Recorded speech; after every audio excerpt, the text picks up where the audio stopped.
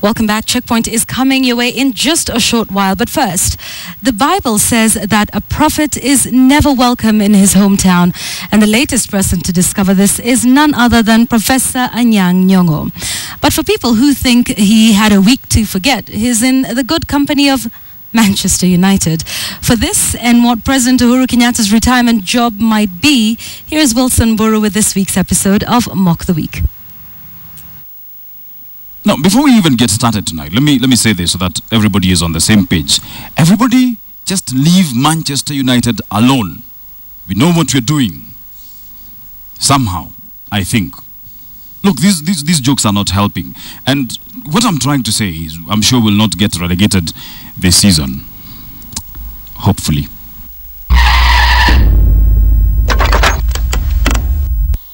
The 35th week of the year. And it's not just Manchester United who are having a bad week to forget. President Uhuru Kenyatta may be forced to start boarding matatus to work after one of his limousines disappeared. Okay, that's not entirely true, according to the government. State House actually released a statement denying the vanishing of the president's official cars. Yes, all of them are intact. All 20,000 of them. Anyway, the car that apparently grew legs was, according to State House, not part of the president's convoy, which begs the question, if the president's limo under strange circumstances actually disappeared, would State House admit to it?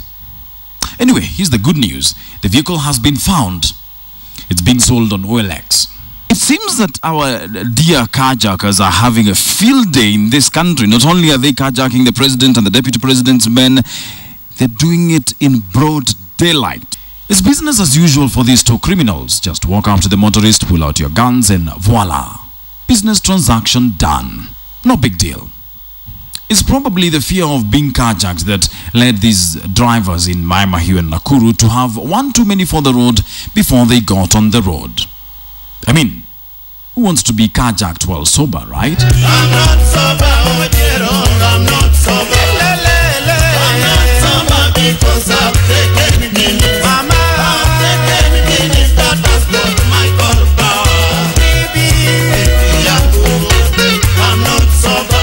And speaking of sober or not, these fellows were not happy with the good Professor Prof Anyang Nyong'o, he who slaved for 9 years for his party ODM. But what exactly was the problem here? If you are a senator, you have to know you are on to supervise national fund to the county level, to impeach the president. Only those are two roles. First of all, this fellow is very wrong. Senators do not have two roles. They have three roles, as stipulated in the Constitution. There is the supervising of the national fund. 2, there is impeaching the president. And 3, and most importantly, there is arguing with the National Assembly over who's got bigger teeth. Who is Anyang Nyong'o to come and turn the revolution in Kisumu? Who elected you to do that? The real problem was apparently that the senator had decided to hold a meeting with the governor to consult on development matters, which did not exactly go down well with these fellows here. Poor Peter. He tucked his tail between his legs, hid behind the governor, and got out of there as quickly as he could. And we shall continue meeting as leaders of the county. There is too much quarrel between ourselves. Yes, former President Mwai Kibaki had had it with these two.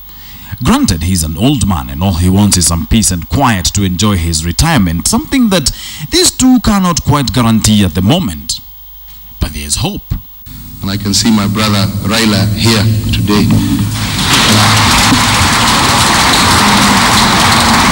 Yeah, I can assure him I have no problem. I look forward to working with him.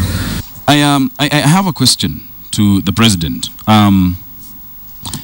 Mr. President, why do you keep interfering with the microphone stands? Are you saying that maybe you want a change of careers to, I don't know, a sound engineer? Tuwezi kuendelea namna hii jameni. To extend our leo hii. But as the president continued doing either what is now his hobby or his future career, the referendum debate continued. Referendum.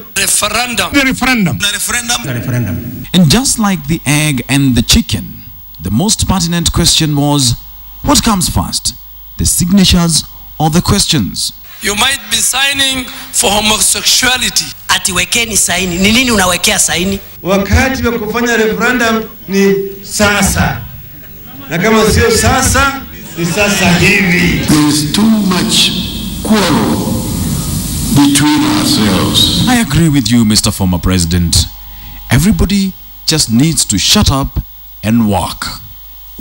Wilson Mburu for KTN's Mock the Week.